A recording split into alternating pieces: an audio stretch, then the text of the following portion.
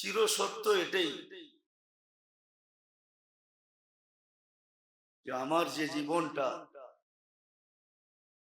আমার যে অস্তিত্বটা, এটা আল্লাহ যেমন চায়, আল্লাহ রসুল যেমন চায়, ওইভাবে গড়া, এটাই হলো উদ্দেশ্য। আল্লাহ যেমন চায়, আল্লাহ রসুল যেমন চায়, ওইভাবেই করতে হবে। এর বাহিরে করলে হবে না। কোরআনের এটাই চিৎকার, ওমান ইয়াবতাগি গায়রাল ইসলামি দীনান ফালা ইউকবালা মিনহু। ওইভাবে যদি করতে না হইতো, তাহলে আল্লাহ নিজের নামটা আমাদের নামে ফিট করতেন না। আল্লাহ সালাম, আমরা মুসলিমিন। আল্লাহ আমাদের নাম মুসলমান রাখছেন। আল্লাহ সালাম নিজের জামের ভিতরে সংযুক্ত করে আমাদের নাম রাখছেন। আল্লাহ মুমিন, আমরা মুমিনিন। আল্লাহ নিজের নামের ভিতরে সংযুক্ত করে আমাদের নাম রাখছেন। উদ্দেশ্য এটাই, উদ্দেশ্য এটাই যে জীবনটা গড়া যেতে হবে। এই গড়ার জন্যই আল্লাহ আমাদেরকে সাজাইছেন। যদিও বিবেক, বুদ্ধি, বিদ্যা, পরিবেশ, মন আমাদেরকে এটা বুঝতে দেয় না। এর কাছে আমরা পরাস্ত। সবাই একটা কথা ভাবে যে আমিও তো কিছু বুঝি।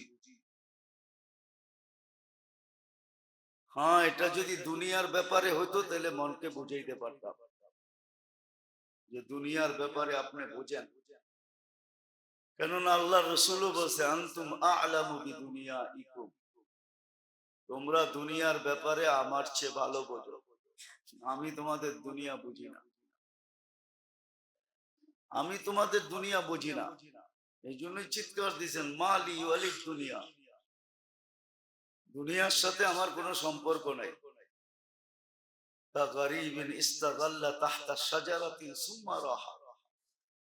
ওই মুসাফির, ওই পরদেশীর মতো চলতে থাকলো, ক্লান্ত, গন্তব্যের দিকে চলতে থাকলো, ক্লান্ত হয়ে গেল, গাছের নিচে একটু ছায়া নিল, আবার চলতে শুরু করলো। আমি তো গন্তব্যের দিকে ধাবমান চলতেছি, দুনিয়া নিয়ে আমার কোনো সে নাই। এই জন্য দুনিয়া বুঝতেন না। হ্যাঁ, দুনিয়ার ব্যাপারে যদি এই কথাটা হইতো যে আমিও কিছু জানি, আমিও কিছু বুঝি, তাহলে আমি মাইনা নিতাম। কিন্তু ব্যাপারটা দুনিয়া না আখেরা, ক্ষণস্থায়ী না চিরস্থায়ী। আল্লাহ জাল্লে জালালুহু আম্মা নওয়ালুহু এর উপরে চলার জন্য আমাদেরকে তৌফিক দান করেন।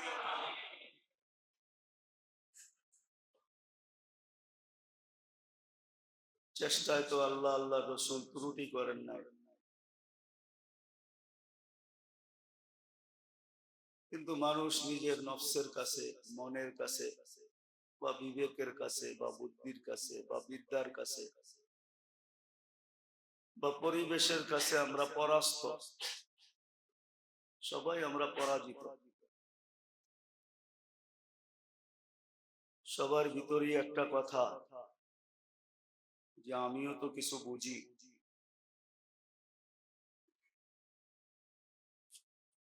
বিবেক, বুদ্ধি, বিদ্যা, মন, পরিবেশ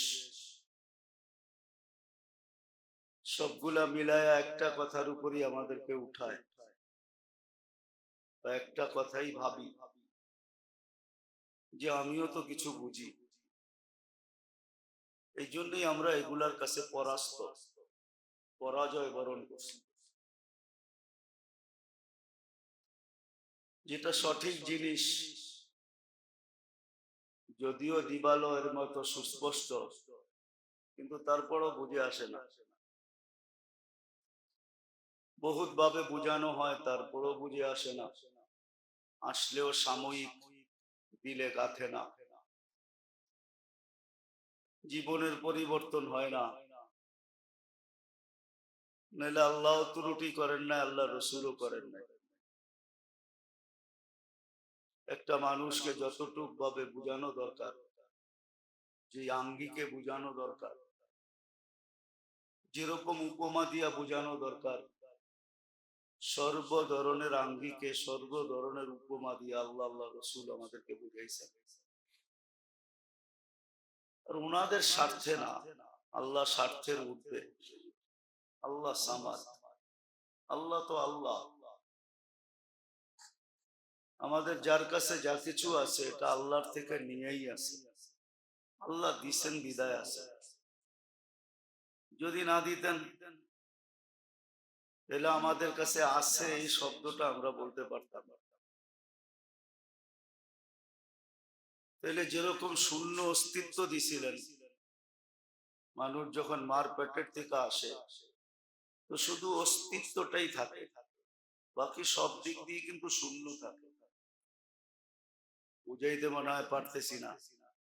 মার পেটের থেকে যখন আসে তখন শুধু অস্তিত্বটা থাকে, বাকি সর্বদিকে মানুষের শূন্যতা থাকে। কোনো একটা দিক নাই যেদিকে সন্তান জন্ম নিলেই বোঝা যায় না ফিউচারে আর চেহারাটা কিরকম হবে, রূপরেখা কিরকম হবে। সব বাচ্চাই কিন্তু মার পেটের থেকে ফুটফুটে হয়, কালো কেউ হয় না। কিন্তু দিন যাইতে থাকে আসল রূপরেখা বাহির হয়ে আসতে থাকে। তো চতুর্দিকেই কিন্তু জন্ম লগ্নে শূন্যতা থাকে। একটা দিক নাই যেই দিকে শূন্যতা নাই, শূন্যই শূন্য। কিন্তু পূর্ণতা আস্তে আস্তে আস্তে আল্লাহর ভান্ডার থেকে আসতে থাকে। একদিন চেহারায় মানুষের আকর্ষণের পাত্র হয়, একদিন বিবেক বুদ্ধিতে মানুষের আকর্ষণের পাত্র হয়, একদিন গুণে মানুষের আকর্ষণের পাত্র হয়, এক একটা দিক দিয়ে মানুষের আকর্ষণের পাত্র হয়। এটাও কিন্তু আল্লাহর ভান্ডার থেকে আসে না, কোনো বাজার থেকে না পুশিং করা হয়, সব ওইখান থেকে আসতে থাকে। আল্লাহ পাঠাইতে থাকেন, একদিন সে আকর্ষণের পাত্র হয়ে যায়। যেটা বুঝাইতেছিলাম, আল্লাহ করুক বুঝে আসুক, এটা আমার স্বার্থের জন্য, আমারই লাভের জন্য। আল্লাহ আল্লাহ রসুল লাভের ঊর্ধ্বে না, আল্লাহর লাভের প্রয়োজন আছে থাকলে কিতাবে এই কথা কোনোদিন আসতো না। ইয়া মান লা তাদুররুহু যুনুব ওয়া লা তানফা। বান্দার গুনায় আল্লাহর লাভও হয় না, ক্ষতি সাধিত হয় না, না লাভ না ক্ষতি। হ্যাঁ, গুনাহ যে করবে তার ক্ষতি হবে, এটাও সুস্পষ্ট। তুমি গুনাহ করবে, তোমার ক্ষতি হবে, ভুগতে আমারই হবে। আল্লাহর রসুলও ক্ষতির উপকারের থেকে ঊর্ধ্বে। মুহাম্মদুর রাসূলুল্লাহ সাল্লাল্লাহু আলাইহি ওয়াসাল্লামকে সৃষ্টির ভিতরে শ্রেষ্ঠত্ব দিয়ে আল্লাহ অস্তিত্ব দিয়েছেন, সৃষ্টির সর্দার। ওনার আগে পিছের সব মাপ আল্লাহ ঘোষণাই দিয়া দিয়েছেন। হাজারো জিনিস দ্বারা শ্রেষ্ঠত্ব বুঝাইছেন যে আপনি কোথায়, আপনার শ্রেষ্ঠত্ব কতটুকু। বিদায় উনিও লাভ লসের ঊর্ধ্বে। কিন্তু হ্যাঁ, আমরা ক্ষতি সাধিত না হই, উম্মত ক্ষতিগ্রস্ত না হয়, বান্দা ক্ষতিগ্রস্ত না হয়, এই জন্য বুঝানো। আর বুঝার মতো বিবেক বুদ্ধিও দিয়েছেন। মা ফাওকাল আকাল, আকলের ঊর্ধ্বে কিচ্ছু বুঝান না, সাধ্যের বাহিরে কিচ্ছু লাগু করেন না। মেরে কোরআন কেন বলবে লা ইউকাল্লিফুল্লাহু নাফসান ইল্লা উসাহা, সাধ্যের বাহিরে কোনো হুকুম দেন নাই, সব সাধ্যের ভিতরে দিছেন। নাইলে তো এই মাসলা বয়ান করার আমাদের সুযোগই হতো না, যে দাঁড়ায় নামাজ না পড়তে পারলে বসা পড়ো, বসা না পড়তে পারলে শুয়া পড়ো, তাও যদি না পারো তাহলে ইশারায় পড়ো। এটা বয়ান করার কোনো সুযোগ হতো না।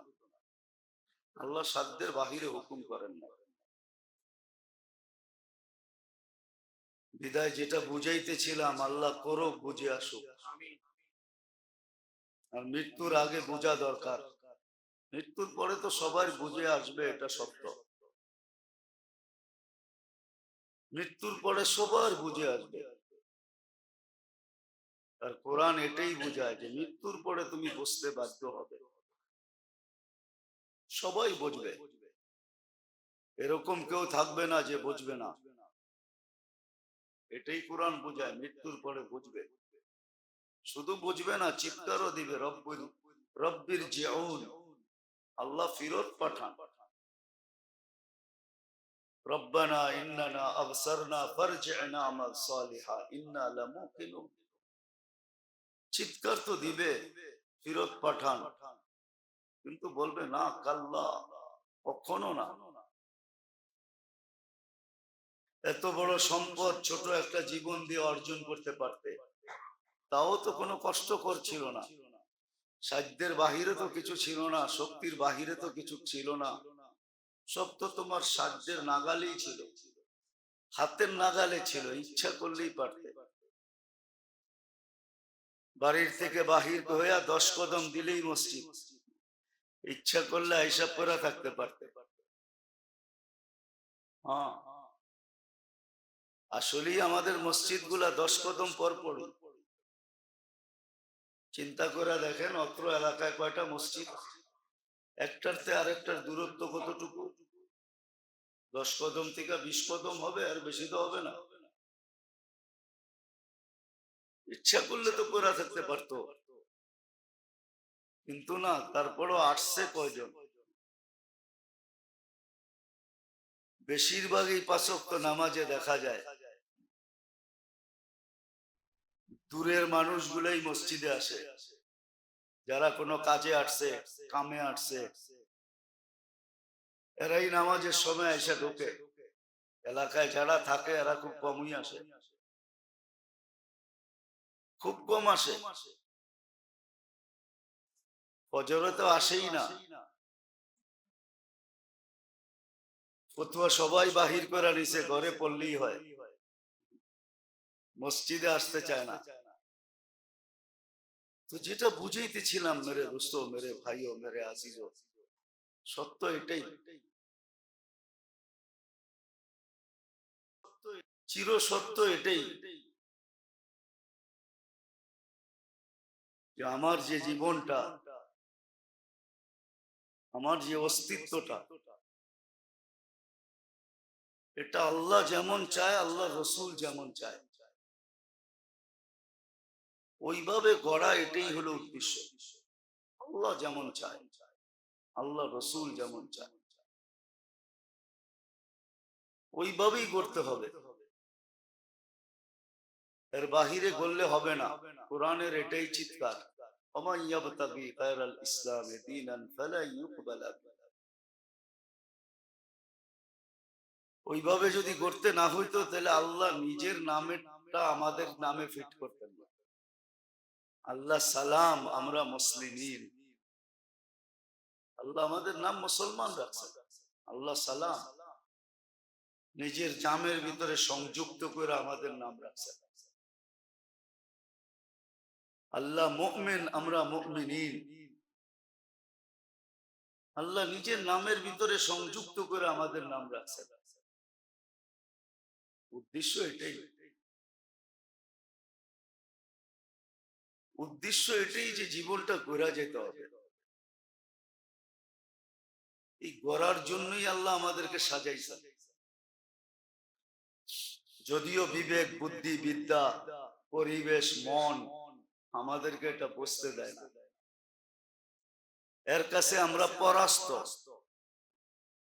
সবাই একটা কথা ভাবে যে আমিও তো কিছু বুঝি। হ্যাঁ, এটা যদি দুনিয়ার ব্যাপারে হইতো, তাহলে মনকে বুঝাইতে পারতাম যে দুনিয়ার ব্যাপারে আপনি বুঝেন।